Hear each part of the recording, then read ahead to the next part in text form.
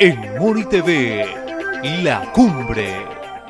Aquí te mostramos lo mejor de nuestra sociedad.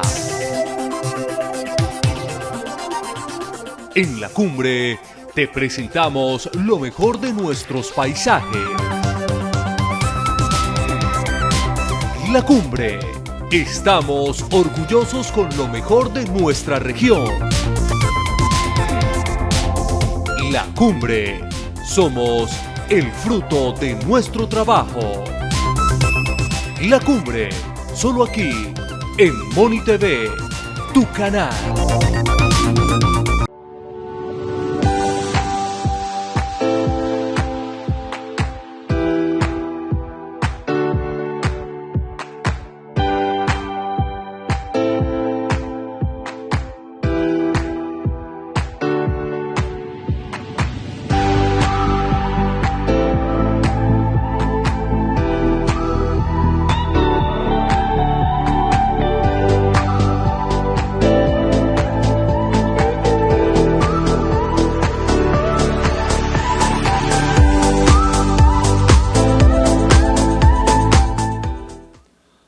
Iniciamos un nuevo programa de Diálogo La Cumbre Televisión, en desarrollo de un acumulado ya cercano a los 3 años, compartiendo una serie de entrevistas indistintas, pues ya vamos para el programa 250, y en 250 mínimo 200 entrevistas hemos realizado con gente de Moniquirá, con gente de Vélez, de los pueblos de la provincia de Ricaurte en Boyacá y de Vélez en Santander.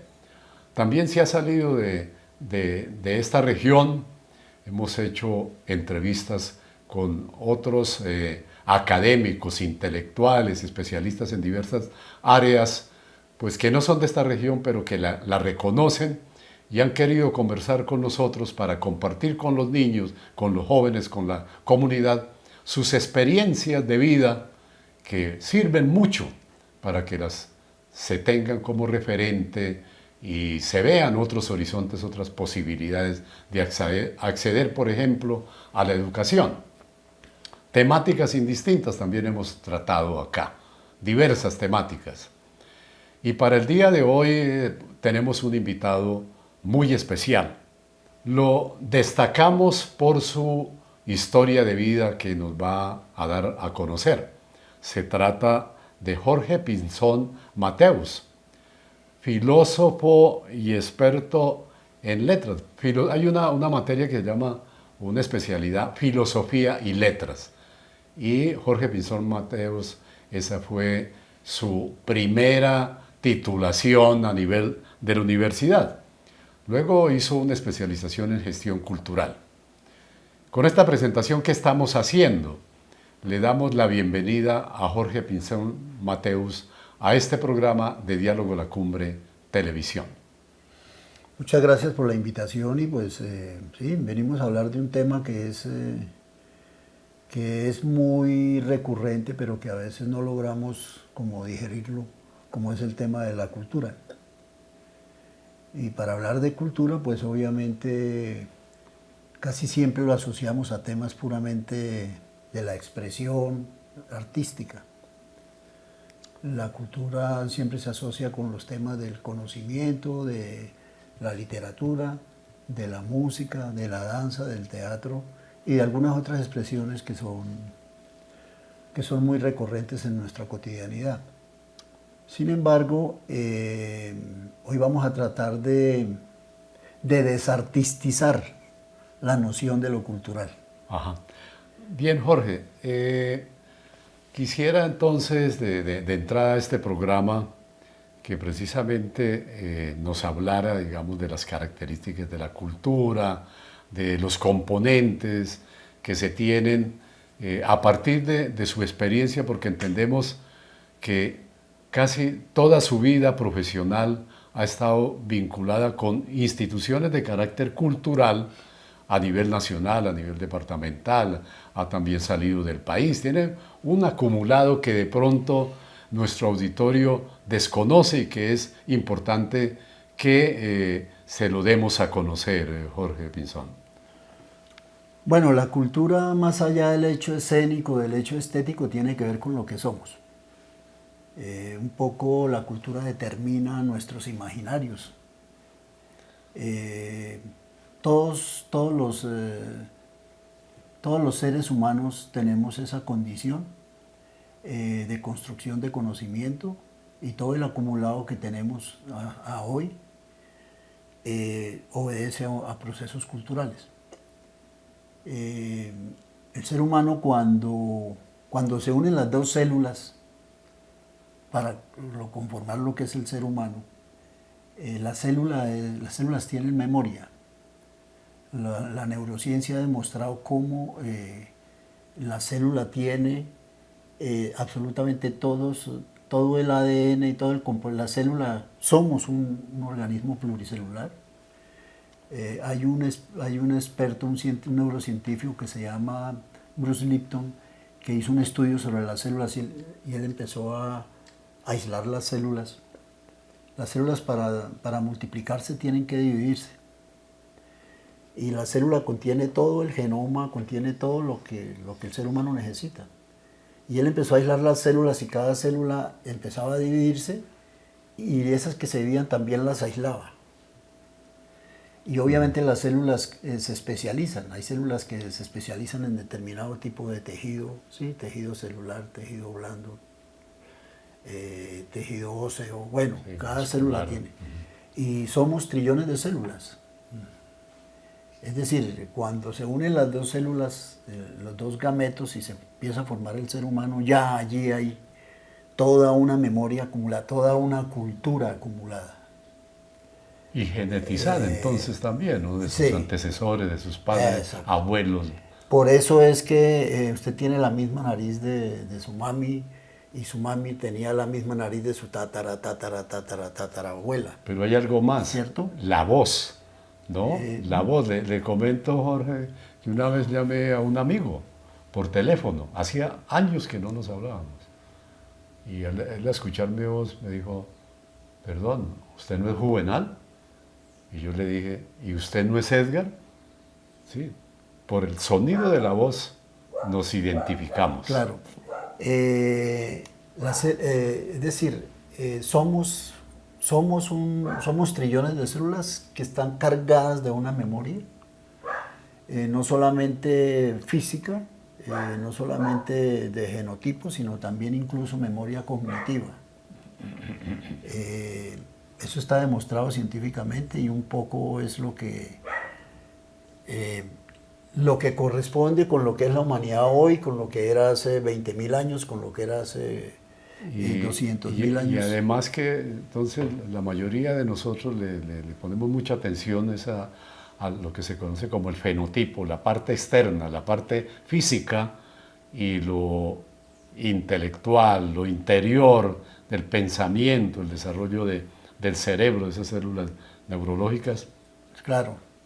Y obviamente es esa capacidad de construir conocimiento, esa capacidad de raciocinio que tenemos, que es lo que hace que los seres humanos seamos una comunidad cultural. Y hemos entendido o hemos malentendido esa supremacía, y ahora nos consideramos los dueños del cosmos, cuando somos una partecita de. Y aquí empiezan los problemas culturales. Ya. La cultura es ese proceso acumulado de conocimientos que nos ha permitido estar hoy aquí en un sitio cómodamente sentados, con unas condiciones de comodidad, ¿sí? Con unas herramientas que nos permiten, ¿sí? El hecho de haber concebido la idea de la silla, ¿sí? No estaríamos todavía debajo de un árbol esperando que escapara. O en una cueva por allá metidos. O en una cueva, exactamente. Eso es lo que ha permitido, la cultura es la que ha permitido que la sociedad avance hasta donde hemos llegado. Y el lenguaje, desarrollo del lenguaje. Claro, aunque hay otras formas expresivas que no necesariamente pasan por el lenguaje. Sí. Si bien el lenguaje determina, en cierta forma puede determinar el pensamiento incluso, el pensamiento va mucho más allá con cosas que el lenguaje no puede explicar. El lenguaje es una convención cultural. que ha establecido la sociedad para precisamente poder Comunicarse. tener mayores niveles de abstracción. De hecho, hay un filósofo alemán, Leonard Dilthey, que él decía algo muy interesante, algo así como que pensar es hablar por dentro, y para hablar necesitamos un vocabulario. Entonces, el que más vocabulario maneje, más piensa, se preguntaba. Sí. Hay muchas formas de pensamiento que trascienden el lenguaje y que tienen también mucha profundidad, pero simplemente se expresan de maneras distintas. Con esa conceptualización, Jorge, teórica, con sus estudios que le dio esa fuente de la filosofía, pero también las que adquirió por acá en la escuela pública, en Moniquirá, en la secundaria, entonces se inclina por esa disciplina, digamos, por esa disciplina tan amplia como es el aspecto cultural, que orienta la vida al final de los pueblos, ¿no? Así Sí, no tengamos mucho conocimiento, la mayoría de la gente, su vida cotidiana. Sí, claro. Volvamos al tema cuando nace el ser humano. En el sexto mes ya nosotros percibimos, ya desde el vientre percibimos con todos nuestros sentidos. Ya tenemos olfato, tenemos audición, tenemos visión, ¿sí?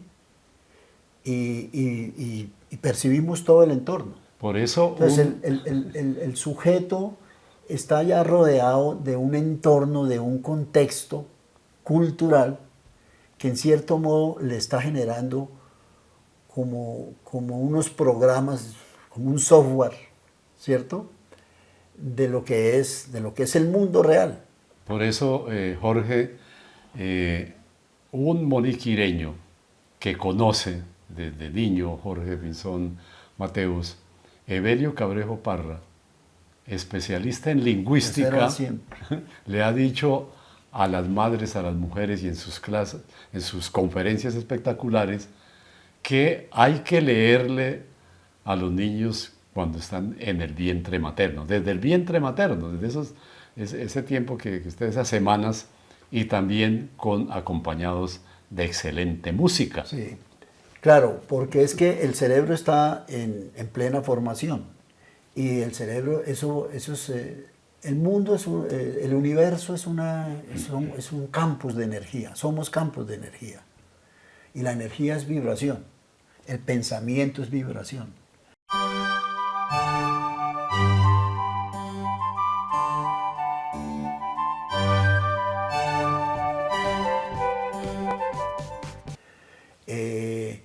La música, de hecho, genera unos niveles de apropiación en el cerebro que profundizan. Rodolfo Linares es un neurocientífico colombiano, el mejor neurocientífico colombiano y del planeta, porque él trabaja con la NASA. Él está por lanzar su cura contra el Alzheimer y el Parkinson.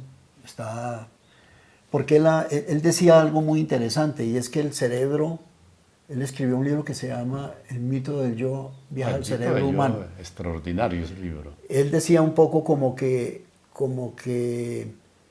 el cerebro, la música, él ha estudiado, dice que él ha dispuesto de toda la tecnología de punta para conocer el cerebro humano, pero que nada ha logrado con toda esa tecnología que tiene, que sí lo logra la música, algo que sí logra la música. Y es que la música logra penetrar a las estructuras más profundas del cerebro y logra activar como, yo lo digo así, él no lo dice así, él habla de sinapsis y de otro poco de cosas. Dendritas. Él habla de que logra como activar un switch que dispara las inteligencias múltiples. De hecho, en una pelea que tuvimos hace muchos años defendiendo un proceso de formación musical en la escuela, en el departamento de Boyacá, que iban a cerrarlo porque de la Escuela Superior de Música, de no sé cuántos, un programa que había desde tercero de primaria a sexto bachillerato, como una especie de bachillerato musical, que de los 380 y pico de las promociones de músicos que han salido, tan solo 3 son músicos. Entonces que no tenía sentido. Entonces yo les decía, con este argumento de lo que logra la música, le dije, ojalá todas las poblaciones tuvieran el acceso a la música, porque no es que todos sean músicos. Podrán ser ingenieros, poetas, locos, médicos, abogados, pero van a ser mejores ingenieros, mejores abogados, van a ser mejores profesionales, porque logra una activación cerebral que es impresionante para los desarrollos, no solamente cognitivos, sino el desarrollo de la persona. En esa lógica, todos tenemos la misma posibilidad. No hay ninguno. Incluso los que consideramos retrasados mentales, las discapacidades no están, incluso la gente con parálisis cerebral logra procesos de cognición y de construcción de conocimiento. Tienen otra forma. Que tienen formas distintas de expresarlo, pero que son absolutamente impresionantes. Le llega Y la música los hindúes son muy expertos en eso porque ellos hablan del campo unificado del conocimiento. El campo unificado del conocimiento es nuestro yo superior, es el donde todos tenemos acceso, pero que no nos han educado para acceder a ese conocimiento. Incluso los autistas logran generar unas lógicas de pensamiento de tal profundidad. En el caso de Yehudi, sí, todos estos ejemplos en la humanidad que tienen unos logros muy importantes de profundización en el conocimiento, obedecen a que todos tenemos esas capacidades y esas memorias ahí activas, o inactivas, por decirlo mejor. Y la cultura tiene que ver con eso. La cultura son imaginarios, pero los imaginarios se construyen desde la forma como devenimos en el mundo. Nosotros somos seres únicos e irrepetibles, como dijo el poeta. Cada uno de nosotros es un ser único. Tenemos 20 dedos y cada dedo tiene una huella dactilar distinta, y no hay dos huellas iguales en el universo. Sí. Ese es el concepto más claro de la diversidad y de la diferencia. Y en esa lógica somos únicos, pero compartimos ciertos rasgos culturales. Entonces ahí viene ya en 1871, Edward Taylor, un etnógrafo inglés, él habló de la identidad, él empezó a hablar de la identidad cultural. Y él hablaba de que son como 3 niveles de abstracción en el tema de la sociedad. El primer nivel es el uno mismo, el yo. El yo. Yo soy yo y soy yo y mi circunstancia, decía Ortega y Gasset. Ese yo es una manera particular, específica de ver el mundo, de interpretarlo, de ver lo que le rodea. Pero compartimos ciertos rasgos con nuestro segundo nivel de abstracción, que es la familia. Por eso es que las familias más o menos mantienen ciertos rasgos característicos, la voz, las formas, los comportamientos, los valores, todo eso se comparte. Y entonces en la familia comemos de lo mismo, hablamos de lo mismo, nos reímos de lo mismo. Puede que lo que nos riamos nosotros en otra familia no les parezca chistoso, ¿cierto? Ahí se está construyendo esa identidad. Cultural. Que es cultural. Que es cultural. Y ya el siguiente nivel de abstracción ya es la comunidad, el vecindario, que está inmerso en otros niveles supra, que viene ya el pueblo, que viene ya, pues después del barrio viene el pueblo, después del pueblo pues la gran ciudad. Hoy en términos de la globalización, pues obviamente hoy tenemos esa facilidad de estar aquí o en Japón o en Australia o ¿sí? Una trascendencia internacional. A través de las Internet, redes. Por eso hoy la crisis es una crisis cultural. Todo este tema, el problema de nuestro país, el problema de las sociedades tiene que ver, es una crisis cultural. Hay una crisis de sentido que ha venido permeando todas las estructuras del pensamiento y sobre todo del reconocimiento del ser. Bueno, con todo este bagaje académico, filosófico, de concepción filosófica, de concepción de vida, Jorge ha tenido la posibilidad entonces de vincularse a unas instituciones de carácter cultural. ¿Nos podría comentar, pues, para que la audiencia, pues, en esta entrada que estamos haciendo al programa, pues, conozca con quién estamos hablando. Bueno, yo prácticamente crecí con el tema cultural. La cultura me perseguía. Ah, Pues de hecho aquí en el pueblo estamos hablando de los años 70. Las opciones para los jóvenes eran pues muy pocas. Aquí uno entraba al colegio y escasamente era su labor académica, que en ese tiempo la combinábamos con la labor deportiva y que generó como unos espacios de fortalecimiento del ser. Soy un convencido de que el tema de la formación es el uso del tiempo libre en temas de música, en temas de las expresiones artísticas, en temas deportivos, es fundamental muy para la importante. construcción del ser humano. En la parte académica no había muchas cosas que hacer. La biblioteca del colegio, una bibliotecaria que era un poco distanciada y brava, y no había mayor estímulo para la adquisición de conocimiento. Yo salí muy joven de aquí, del bachillerato, me fui a estudiar ingeniería a la UPTC. Como era deportista de alto rendimiento, tenía que estar permanentemente en actividad deportiva y como ya no podía practicar la natación, me dediqué más al baloncesto. Por estar jugando baloncesto, fui reclutado por un equipo que en su momento era muy famoso en esa época, que era el equipo del IGBA, ajá, Boyacá. en Tunja. Ujú. Entonces me fui al equipo del IGBA y me engancharon en el IGBA, pero era más por jugar que por el empleo. Sin embargo, donde me mandaron a trabajar fue a una biblioteca, la biblioteca departamental. Y allí fue donde me reencontré con los libros, que siempre había sido muy proclive a la lectura, pero allá fue mi primera experiencia. Después me metí a un proyecto de cooperación internacional con el Instituto Andino de Artes Populares del Ecuador, en convenio con el Ministerio de Educación y la Secretaría Ejecutiva del Convenio Andrés Bello, y lo metimos con una ayuda del IGBA para desarrollar un proyecto que se llamaba La Cultura Popular en Boyacá. Se crea el Centro de Investigación de Cultura Popular y desde allí yo ya comienzo a establecer contactos con las diferentes comunidades y empiezo a trabajar en el tema cultural. Un poco eso me condujo a estudiar Estuvo por los filosofía. lados también del Ministerio de Cultura en algún momento. Claro, entonces ya después me gané una beca con Colcultura. Estuve con Colcultura haciendo varios trabajos en la zona del Río Minero, del occidente de Boyacá.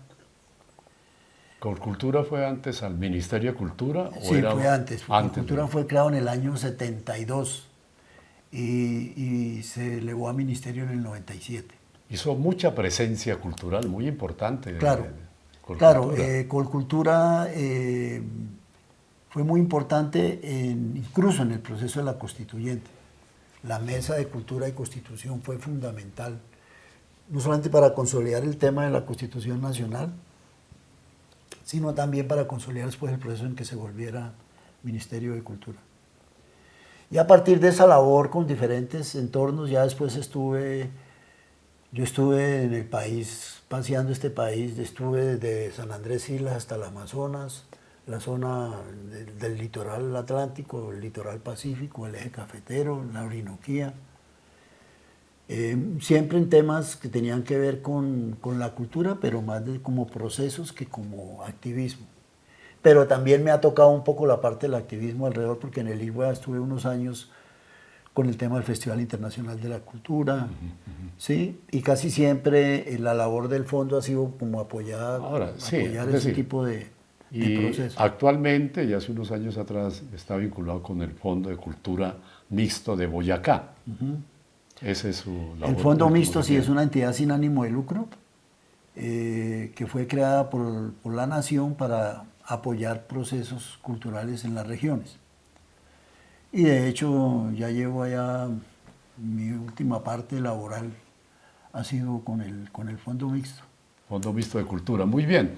Esta es la primera parte de este programa de Diálogo La Cumbre Televisión.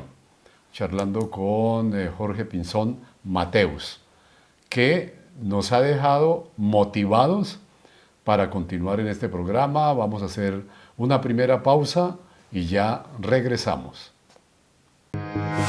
Diálogos La Cumbre TV, un programa multitemas generador de identidad territorial.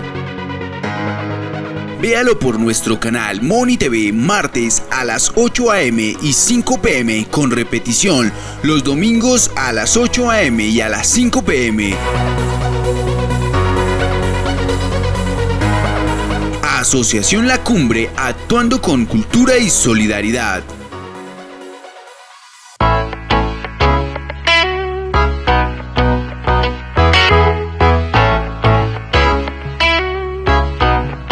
Regresando a Diálogo La Cumbre Televisión, en estos temas de la cultura que son supremamente amplios, pero de un interés que copa los tiempos para que no haya la distracción en un programa como estos que estamos desarrollando de Diálogo La Cumbre Televisión. Jorge, usted ha conocido que yo tengo un libro escrito aquí para Moniquirá que se llama La identidad de un pueblo Moniquirá. Y en desarrollo de estas temáticas en el ámbito cultural, social, ¿no? Pues existe, entiendo, que a nivel de las personas pues hay identidades personales, ¿sí? Cada uno tiene su sello de presentación, de identificación.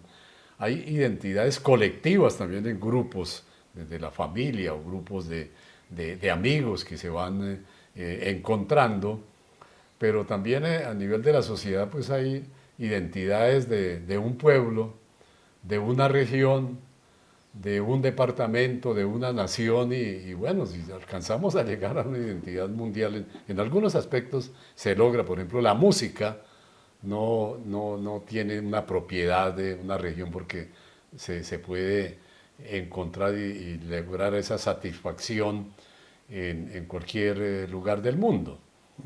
Dentro de sus estudios, ¿cómo establece entonces esa categoría de la identidad personal y de la identidad social?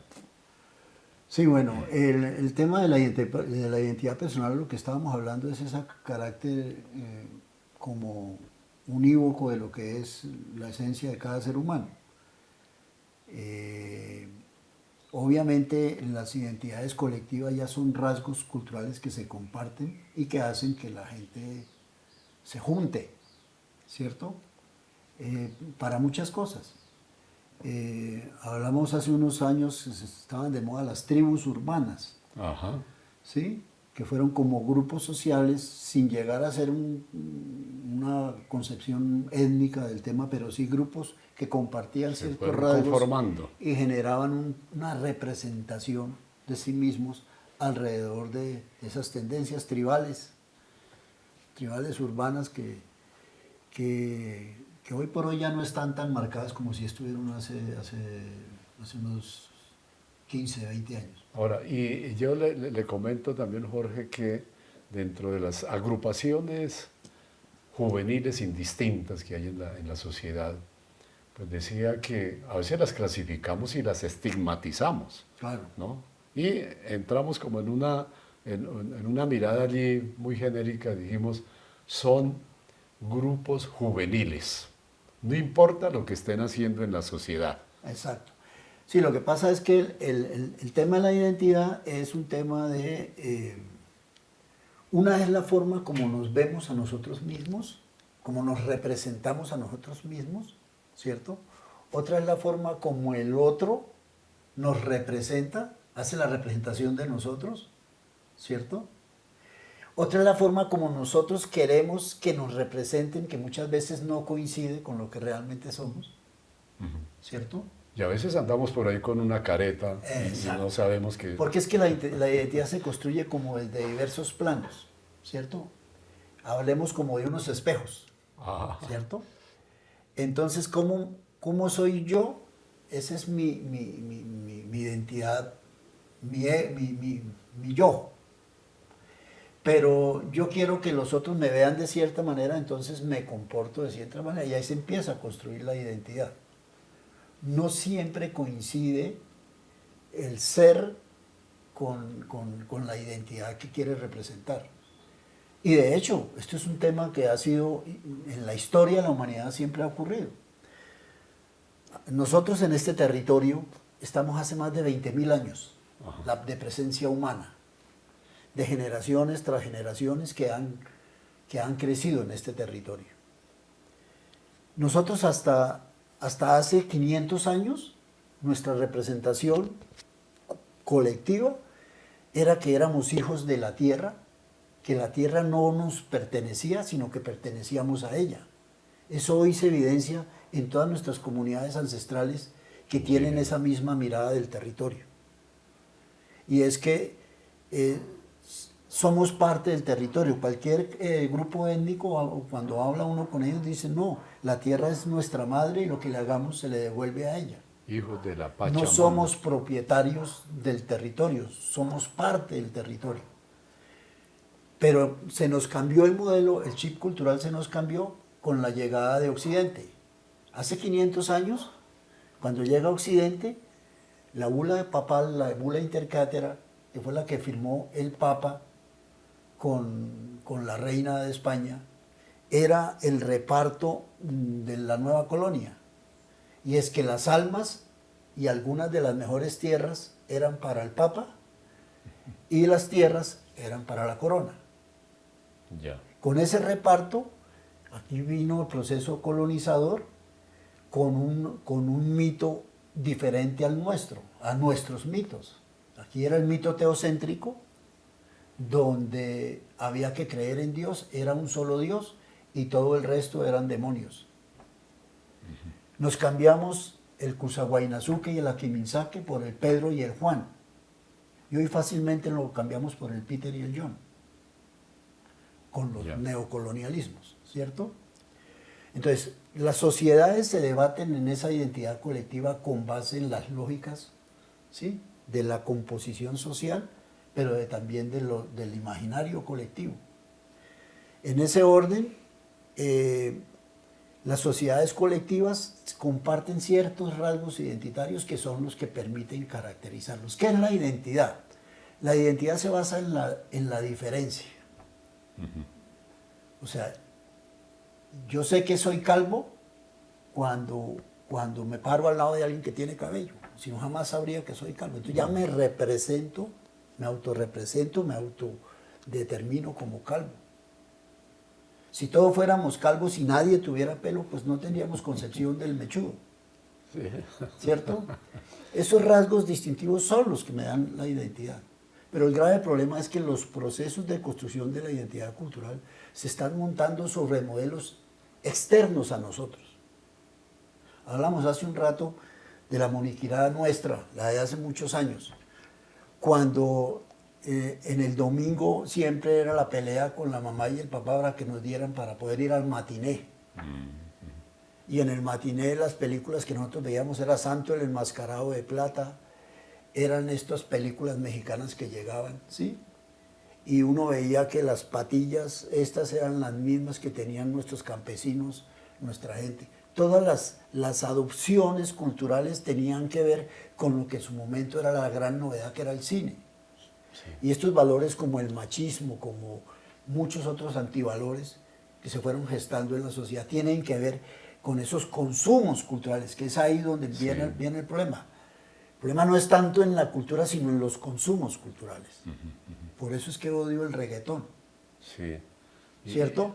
Porque hay unas lógicas, ¿sí?, de pensamiento que se están deconstruyendo para recodificar el sentido y empezar a generar nuevos valores, que eso desafortunadamente no se ve.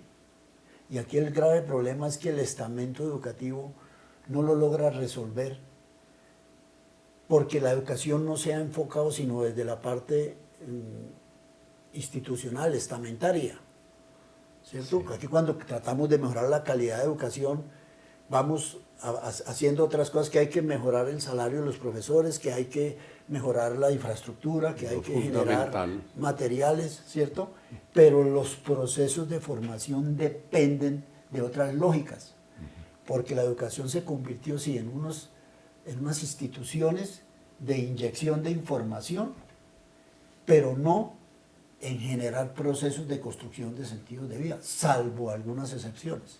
Ahora, y en eso que comentaba Jorge, el reflejo de esa transculturalización alrededor del cine de unos años atrás y hoy, pues se sigue dando lo mismo, ¿no? Claro, pero porque hoy los es jóvenes mucho se mayor, encuentran... está más amplificado por el Sí. tema de las redes. Claro.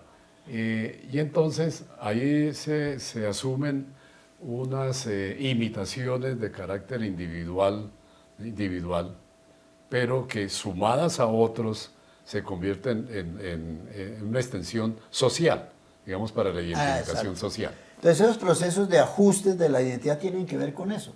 Ya entra un tema de que es muy lógico, que es el tema de los consumos culturales, y que empiezan a recabar esos procesos identitarios.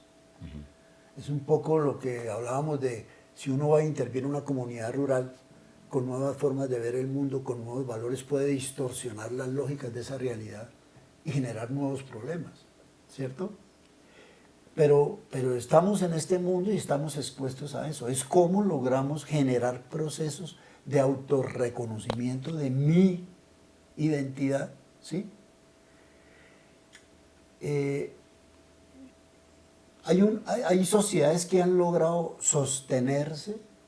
Uno se pregunta cómo es que las comunidades de la sierra, algunas comunidades de la sierra, que viven en permanente lucha con estos valores de Occidente frente a los valores ancestrales. Pues ahí hay muchos temas de control social, ¿sí? También de formación pedagógica, no desde la escuela, pero sí desde la familia. Es ahí donde está la clave. Los valores se construyen es en la familia, en el entorno familiar, no en el colegio. Es más, en el colegio se aprenden mañas que a veces el entorno familiar tiene que entrar a neutralizar. Y se va constituyendo entonces, Jorge, lo que se conoce como la generación. Y la gente de Exacto. hoy dice que su generación pasada fue mejor. Porque Para ya habían otros... todos, para absolutamente todas las personas de la humanidad, no hay mejor época que la de uno. La de uno, esa época. Porque es allí donde construyó su ser. Sí. Es decir, quien no haya comido guayaba con panela Raspada. guayaba verde con panela raspada no es moniquireño, por ejemplo, ¿cierto? Pero hoy a las nuevas generaciones, es que hoy no ni siquiera hay guayaba. ¿Sí? Y ya no les gusta mucho ese Hoy la dulce. guayaba está en jugos de botella, ¿cierto? Claro, esas épocas siempre va a ser, lo mejor siempre va a ser nuestra época, porque es allí donde construimos. En una reunión de la familia un día decíamos, éramos tan felices y no lo sabíamos, porque todas nuestras reuniones siempre se remiten a esos espacios donde crecimos, que fue lo mejor que nos pudo haber pasado. Sí, Jorge, entonces recabando sobre esta parte del programa, ¿no? Que hemos hablado de la identidad personal, de la identidad social, esos acumulados que impactan a las mismas comunidades que conforman la idiosincrasia de un pueblo, que se convierten en la defensa de las generaciones, pero que también no se puede, digamos, hacer un tránsito hacia la modernidad, la llamada la modernidad, desconociendo lo anterior, pero es como esa combinatoria entre el pasado y el presente para seguir construyendo la sociedad. Sí, claro, las sociedades se construyen desde su capital social. Y a veces nos preocupamos más por el capital financiero, pero la verdadera mina de oro está en el capital social. Eso es. Y esa es la clave del desarrollo. Clave del desarrollo. Con estas premisas en el programa Diálogo La Cumbre Televisión, pues invito a Jorge a que hagamos una segunda pausa y ya volvemos, no se retiren para continuar en este programa.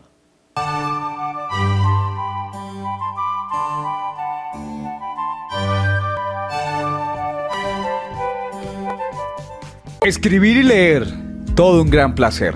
Adquiera y lea con su familia los libros del autor Juvenal Nieves Herrera. Libros como La identidad de un pueblo, Moniquirá. Interrogar o examinar. eróticos y eróticas en Tetuli.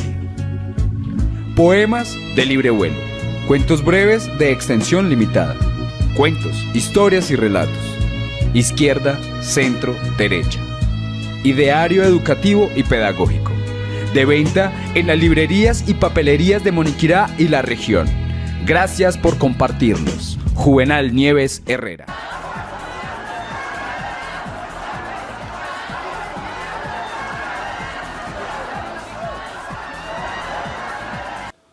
Sí, volvemos a Diálogo La Cumbre de Televisión.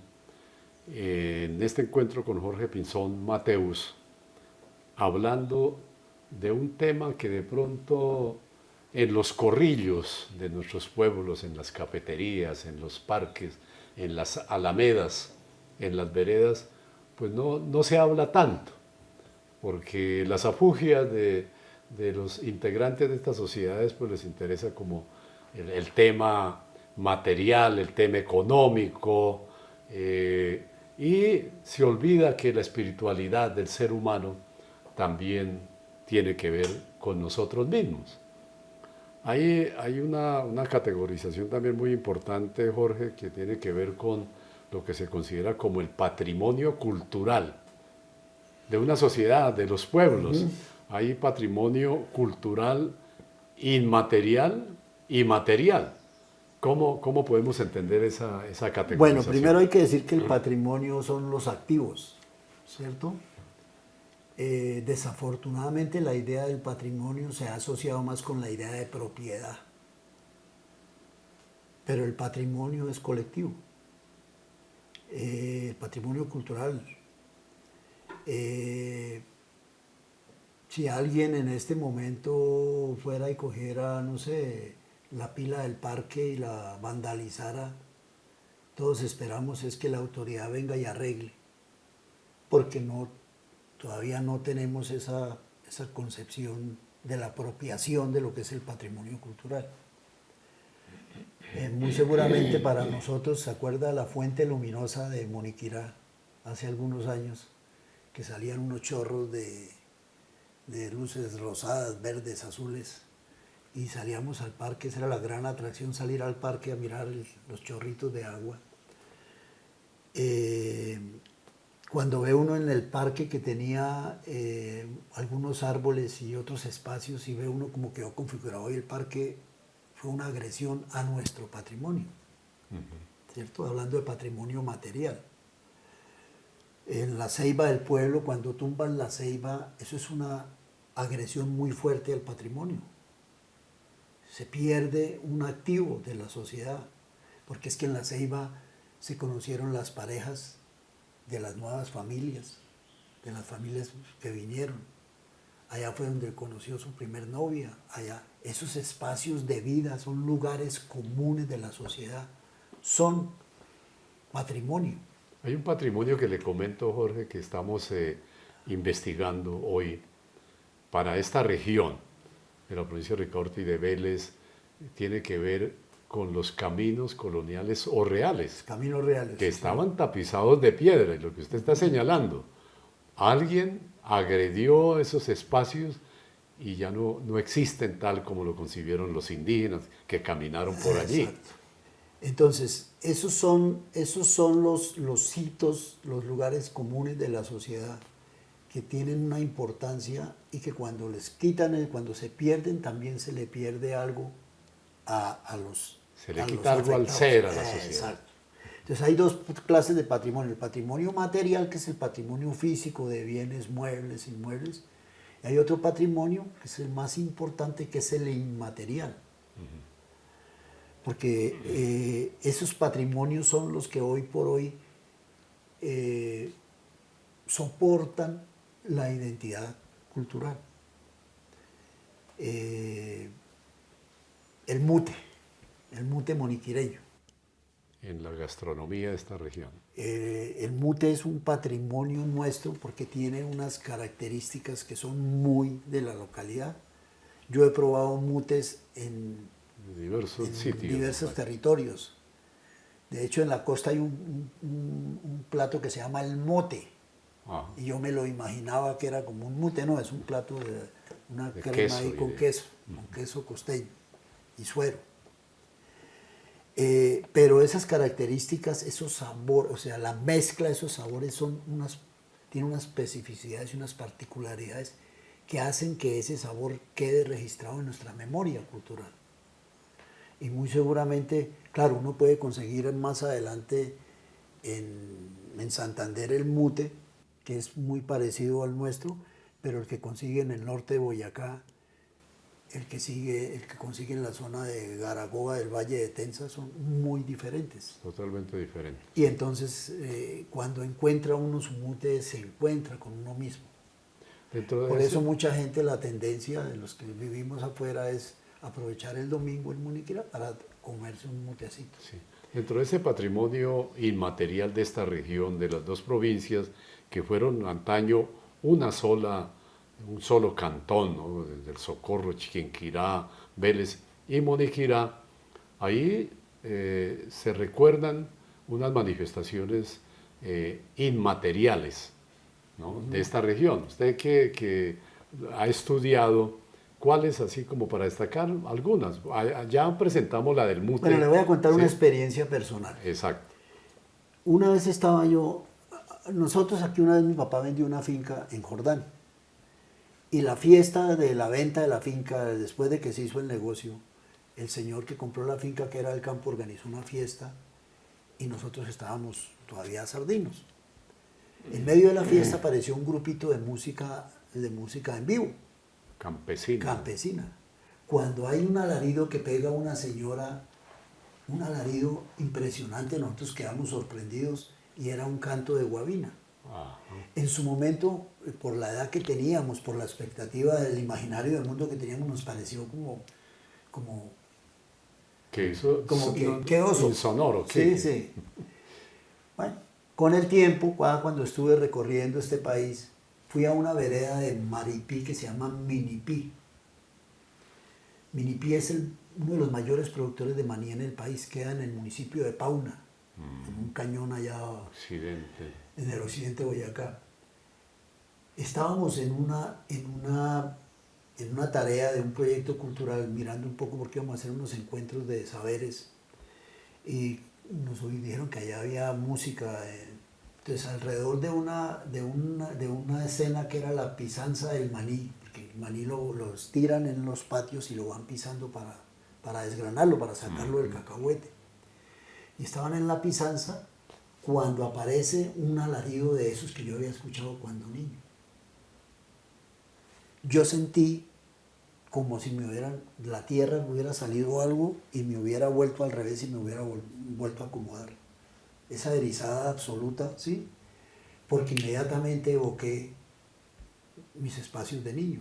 No solamente me remitió a la fiesta de la venta de la finca, sino me remitió a mis espacios. Ese es el tema de la identidad, ese es el tema del patrimonio cultural. Y entendí la importancia que tenían. Exacto. No nos apropiamos de ese patrimonio y como no lo valoramos, por eso es que se va perdiendo. Se va perdiendo. En el caso nuestro, es una zona guabinera.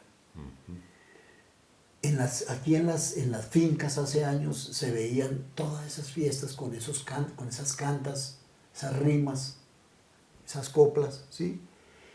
Que eran parte de la memoria ancestral de quienes habitaron este territorio.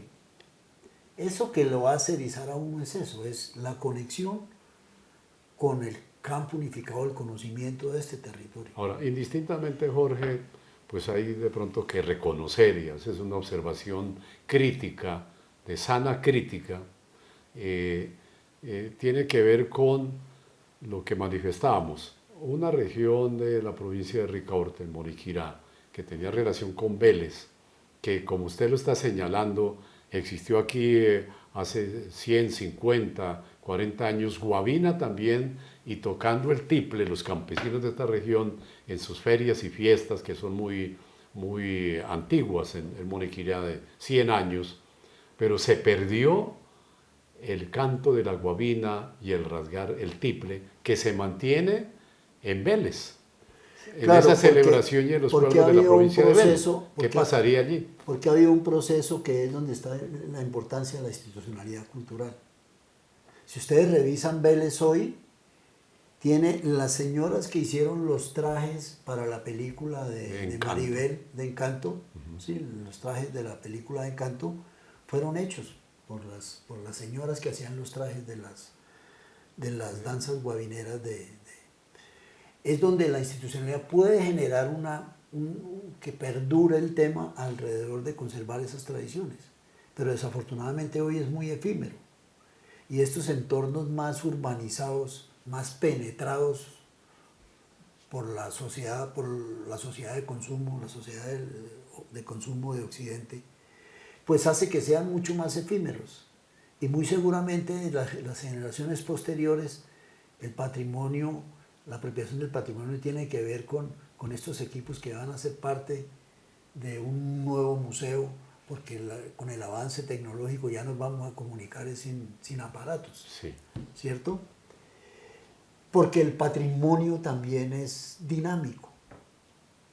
O sea, el patrimonio no es estático. Ajá. El patrimonio se mueve, transmuta, como transmuta la cultura, como transmutan las especies. El mamut, que era la especie más evolucionada del planeta en la era de hielo, Cayó. se extinguió, pero era considerada la especie más evolucionada del planeta. ¿Por qué? Porque logró transmutar genéticamente y nacer con el abrigo puesto. El hombre sobrevivió gracias a que usó el mamut para poder abrigarse. Pero ¿qué pasó cuando vinieron los grandes glaciares? El planeta se calentó y se extinguió. Tuvo que involucionar para volver a nacer sin la pelambre que lo ahogaba en tiempos de Entonces, ¿cómo calentamiento. establecer, Jorge? Entonces, aquí lo que hay es que las instituciones lo que quieren es promover ese Ajá. tipo de expresiones y de manifestaciones para que se mantengan, ¿cierto? Se No se mantengan. pierdan. Esa es la función que tienen los museos, que tienen ciertos espacios en donde muchos de los que tuvieron conexión con eso puedan tener y que nos sirvan de referente para construir nuevos valores alrededor del tema. Importante entonces tener... Yo no veo, por ejemplo, cómo estas músicas como el reggaetón, como estas nuevas tendencias de la creación musical, cuando las rimas tenían un sentido mnemotécnico en la transmisión, Un mensaje. transmisión cultural, ahora son rimas que solo le apuestan, sí, totalmente enfocadas en ciertos consumos, ¿sí? Y que no dicen nada. Por eso un poco todo esto que está pasando con la música, no solamente la música colombiana, la trova, muchas formas musicales que narraban, tenían narrativas constructoras de sociedad, ¿cierto? También se están perdiendo. Es como hacer, cada contexto debe tener la capacidad de ver qué de eso que tiene es un lugar común para el encuentro. Y el lugar común son los espacios donde habita la memoria. Eso es exacto. El patrimonio inmaterial, material, va dejando un sello que se convierte en una memoria para nuestra audiencia que no se debe perder, que se debe mantener en Que lo va a estar ahí escritural, en siempre. la grabación, en la oralidad. Podemos habernos desarrollado mucho.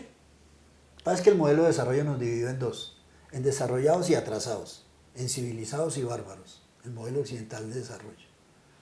De hecho, aquí en el pueblo nos creemos más que los del campo y los miramos por encima del hombro porque tienen menos acceso a la información. Entonces, por eso también somos selectivos a la hora de la apropiación del patrimonio. Pero, por ejemplo, un rasgo inmaterial que está ahí es el bocadillo. Podrá haber avanzado la ciencia, todo lo que haya avanzado, pero el bocadillo siempre estará ahí y es parte de nuestros activos de memoria que tenemos. Si las fábricas en este momento no producen, pues muy seguramente en nuestras casas las mamás, las abuelas bajarán sus guayabitas y harán una jaleíta para recordar el bocadillo. Siempre estará ahí.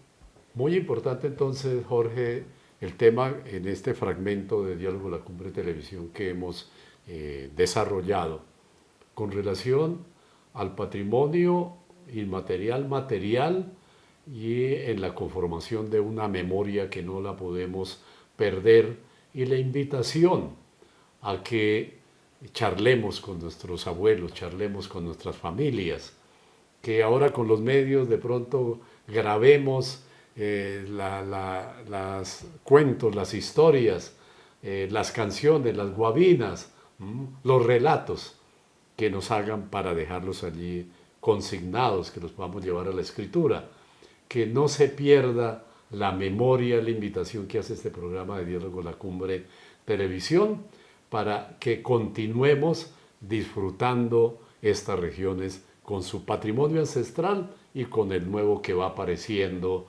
que debe permitirnos vivir en armonía, vivir en comunidad.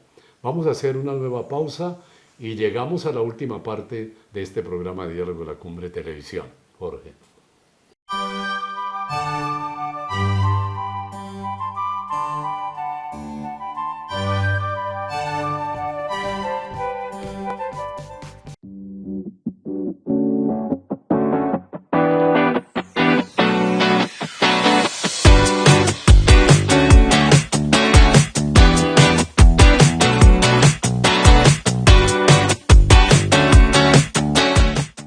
Bueno, llegamos como lo decíamos, a la última parte del programa de Diálogo La Cumbre Televisión.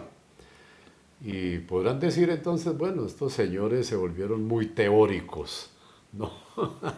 Pero también esa relación entre teoría y práctica, la praxis, que es muy, muy importante condensarla, pues sería importante, Jorge, que hiciéramos referencia a la cultura regional. Sí, la cultura de estas dos provincias. Siempre nosotros hemos generalizado en los programas hablando de esa integración de la provincia de Vélez y la provincia de Ricaurte. Jorge, dentro de su experiencia de vida, dentro de sus recuerdos frescos que tiene, ¿qué le puede contar a las presentes generaciones, a los niños, a los jóvenes, a quienes han llegado a estos territorios, sobre la cultura moniquireña y veleña? Sí, lo que usted decía, esta región es la que nos une aquí con el río Suárez. O Saravita antiguamente llamado. El río Saravita, y que también así como nos une, también nos separa. Pues son las regiones más que fronteras físicas, sí hay como fronteras culturales, ¿cierto? Y obviamente el río, si bien es el límite, no tiene nada que ver con lo que jala en las relaciones sociales, en la construcción de sentidos de vida alrededor de lo que es toda esta comarca. De hecho, yo me acuerdo que nosotros en nuestra juventud pues disfrutábamos las fiestas aquí, pero también íbamos a las fiestas en Barbosa, a las fiestas en Puente, a las fiestas en Vélez, a las fiestas en San José, porque interactuamos en esas lógicas que son esos espacios lúdicos, festivos, en donde el ser se abre. La importancia de las fiestas tiene que ver con esos procesos, con esos ciclos de cada año que tiene la fiesta para integrar a la sociedad, donde incluso se disipan las distancias sociales. En la fiesta se juntan el rico y el pobre, todos somos iguales. En la fiesta nos saludamos con todo el mundo. Así el resto del año ni nos veamos. Porque las fiestas logran esa mágica integración de la sociedad y cumplen una labor fundamental en los procesos de equilibrio del mismo entorno social. Yo recuerdo que cuando niño aquí las fiestas había carnavales, ¿cierto? Las fiestas han ido mutando, han ido transmutando por temas de mercado.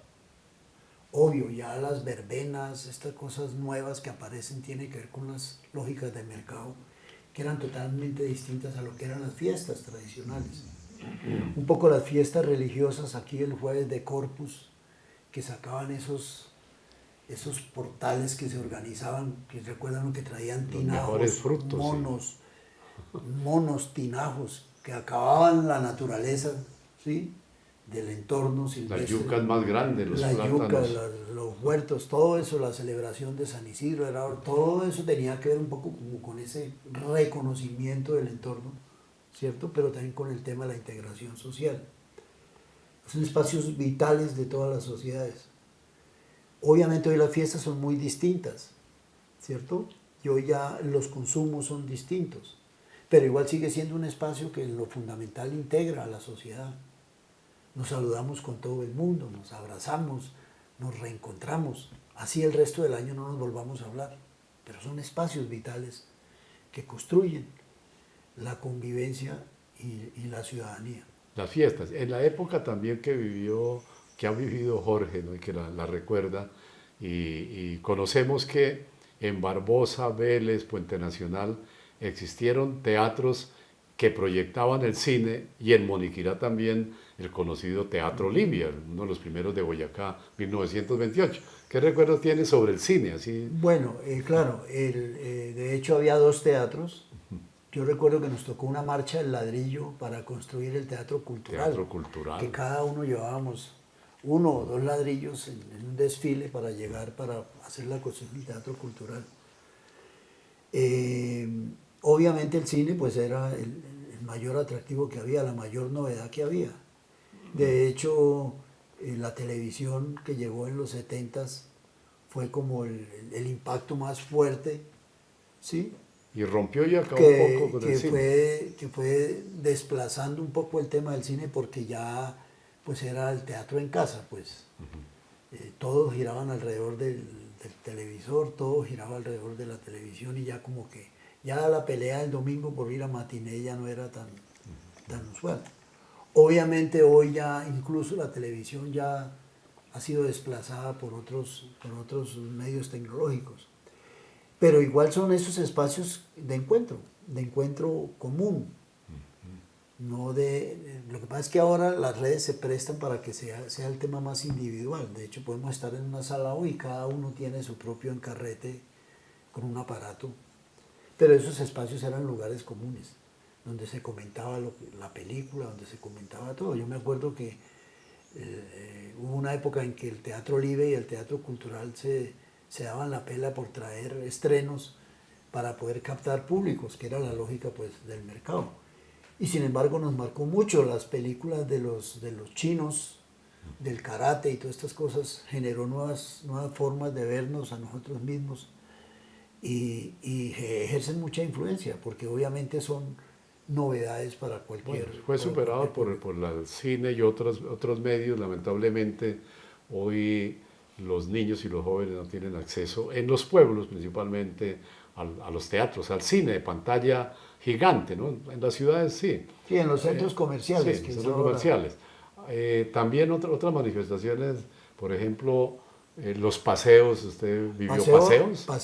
Paseo al río, a la playa. Aquí habían dos sitios, que era La Gacha y la playa. Sí. En La Gacha éramos los más osados, porque era un sitio aquí arriba de la licorera, por ahí. Sí. Con sus remolinos en el río. Sí, que era un poco más torrentoso. Y en la playa, que era más plan familia, que eso sí había playa de arena, se decía la playa porque había playa de arena, y se embadurnaba uno de arena y se negriaba todo, y después iba y se hacía uno de eso que ahora llaman el peeling. Sí. Pero pues eran épocas, el paseo, el clásico de olla, llevar la gallina y la yuca y piquete, la papa, y hacer el piquete allá, eso era una delicia. Lo que era el 6 de enero, el paseo a Ventarrial, no fallaba, al río. Todos esos espacios que hoy por los procesos de urbanización, sí, obviamente la misma contaminación, ya se perdieron. Sí.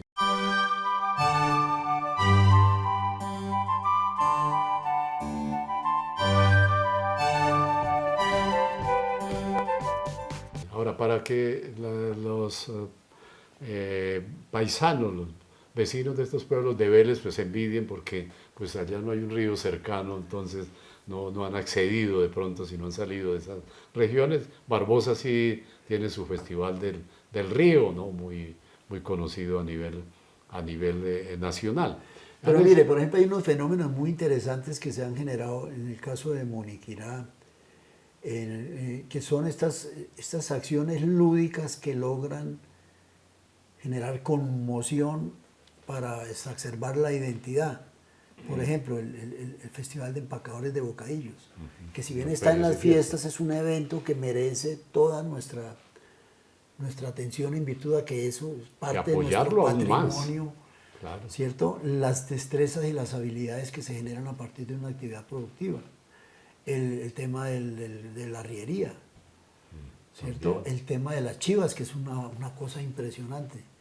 Todo este tipo de eventos que empiezan a ser lugares comunes, que exacerban la identidad, que empiezan a generar como un fortalecimiento. Miércoles, esto es lo que somos. Claro. Porque finalmente eso es la identidad. Y a veces Ese luego tipo de aparece... expresiones que logran convocarnos para sentir que esto es lo que somos, no somos otra cosa que esto. Sí, y aparecen posteriormente los festivales, ¿no? Las fiestas, ahora los festivales son como de un tiempo más corto. Claro, pero es la misma transmutación de la necesidad de generar lugares comunes de encuentro alrededor de expresiones culturales. Sí. Lo que significó, por ejemplo, el encuentro de la palabra en los 80s, ¿sí? Aquí en Moniquirá, no solamente para Moniquirá, sino para la región. Como los grupos asociados a la literatura, ¿cierto?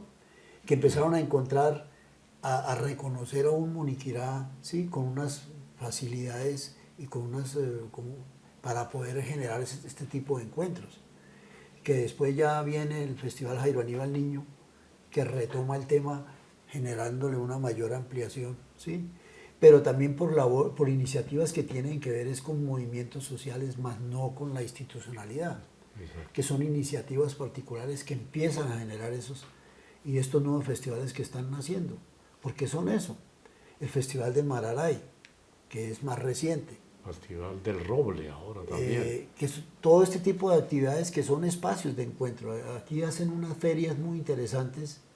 La alcaldía organiza unas ferias con la gente de las veredas y que se encuentra uno con maravillas, sí, que están ocurriendo y que dice uno, bueno, todavía palpita, la cultura palpita alrededor de nuestras propias realidades. Bueno, eso quiere decir que estos pueblos, estas regiones, además de su vida diaria, cotidiana, hasta en el rebusque, ¿no? En el desarrollo de sus industrias, del bocadillo, de la panela, del café, del cultivo de la tierra, también pues gasta unos días para el festejo, para el encuentro en comunidad, entre los pueblos, intermunicipalidades que se acercan a las festividades que ocurren en estas regiones. Y dentro de esas festivales, entonces encontramos el Festival Jairo Aníbal Niño, que Jorge, desde el Fondo Mixto de Cultura, pues lo ha apoyado cada año. Y en el 2020, que hicimos un programa sobre la mirada que tenían rectores, personas que habían participado en los festivales. Allí Jorge también hizo una exposición que la vamos a presentar a continuación en el 2020, 13 de marzo del 2020. Jorge hace una mirada del Festival Jairo Aníbal Niño, que se lo reconocemos en su momento y ahora mismo, y que estamos invitando también a las comunidades de estos pueblos para que este año retomamos el 10º Festival Jairo Aníbal Niño, para que todas las comunidades se hagan presentes. Jorge, ahí vamos a presentar ya para finalizar el programa el video, y a ustedes como audiencia el agradecimiento inmenso por continuar cada 8 días teniéndonos allí en sus pantallas, y siempre nosotros buscando las mejores entrevistas, los mejores programas para participar del desarrollo cultural de estos pueblos. Nos vemos en un próximo programa. Agradecer a la Asociación La Cumbre por la invitación a compartir algunas reflexiones sobre el Festival Jairo Aníbal Niño. La Asociación La Cumbre ha venido liderando este proceso en el caso de Moniquirá, y hablar del Festival Jairo Aníbal Niño es obviamente, además de hacerle un homenaje a ese escritor moniquireño que se especializó en el tema de la literatura infantil y que fue como uno de los grandes representantes de las letras de Moniquirá. Hablar de ese festival tendríamos que tocar como la importancia radica como en 3 aspectos fundamentales. La primera de ellas sería como esa capacidad de integración ciudadana que tiene el festival. Todas las sociedades con este tipo de ejercicios, con este tipo de eventos, logran una buena integración